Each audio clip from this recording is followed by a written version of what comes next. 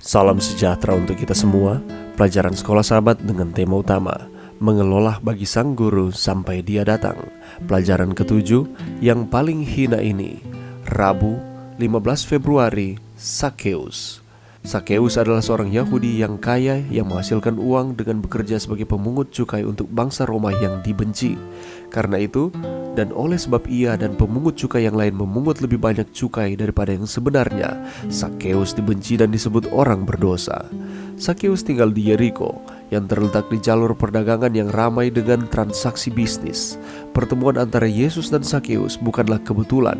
Sakeus tampaknya datang dengan keyakinan rohani dan ingin untuk membuat perubahan dalam kehidupannya. Dia telah mendengar tentang Yesus dan ingin melihat dia. Berita telah terdengar bahwa rombongan Yesus sementara berjalan dan akan tiba di Yeriko hari itu. Yesus harus melewati Yeriko dari Galilea pada perjalanan terakhirnya menuju ke Yerusalem. Kata-kata Kristus pertama kepada Sakeus menyatakan bahwa bahkan sebelum memasuki kota itu, Yesus telah mengetahui segalanya tentang dia. Bacalah Lukas 19 ayat 1-10. Apakah perbedaan antara pengalaman orang kaya ini bersama Yesus dan dengan orang muda yang kaya bersama Yesus? Sakeus dan orang muda yang kaya memiliki hal-hal yang sama. Keduanya kaya, keduanya ingin melihat Yesus, dan keduanya menginginkan kehidupan kekal. Tetapi sampai di sini persamaannya berhenti. Perhatikan bahwa Sakeus berkata bahwa dia akan memberikan setengah dari milikku kepada orang miskin. Yesus menerima sikap ini sebagai ekspresi dari pengalaman pertobatan sejati. Dia tidak mengatakan kepadanya, "Maaf Sak," tetapi sama seperti orang muda yang kaya, seluruhnya atau tidak sama sekali, setengah tidak akan cukup. Mengapa?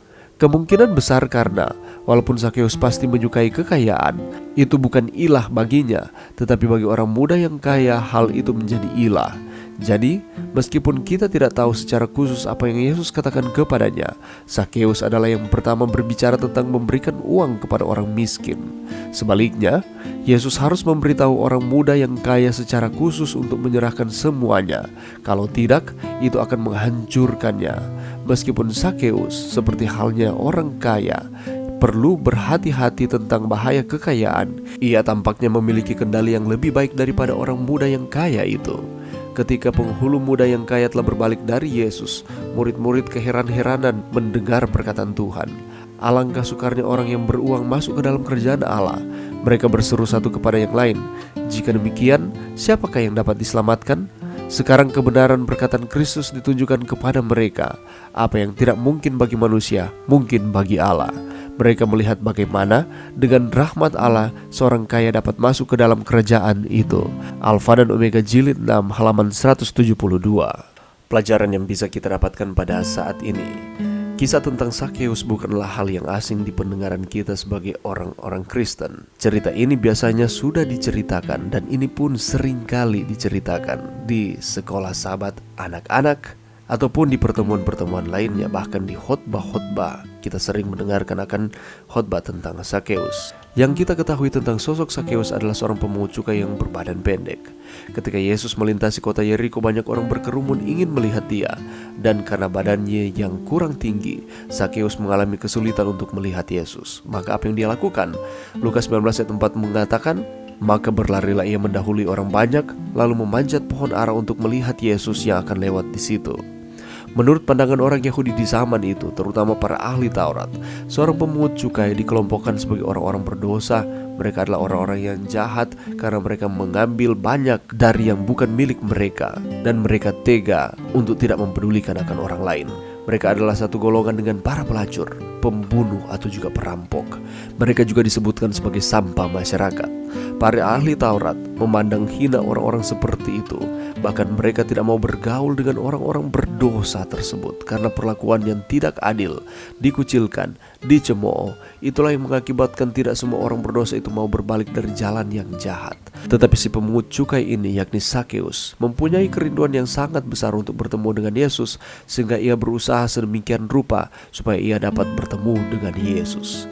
Pribadi Yesus yang sangat terkenal sebagai Sang Mesias dan juga dikenal sebagai sahabat orang-orang berdosa, jelas memotivasi Sakeus ingin bertemu dengan dia. Akhirnya kerinduan dari Sakeus untuk bertemu dengan Yesus ini pun terjawab. Yesus melihat dan memanggilnya, bahkan mau menumpang di rumahnya. Pertemuannya dengan Juru Selamat telah membuka lembaran baru dalam kehidupan Sakeus.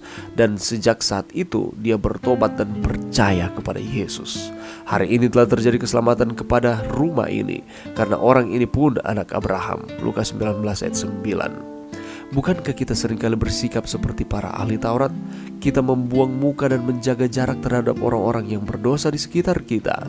Dan kita lupa bahwa kita juga seringkali melakukan kesalahan, seringkali melakukan dosa yang terus menyakiti Tuhan dalam kehidupan kita. Kita menghakimi orang lain, tetapi seringkali kita melupakan keadaan kita.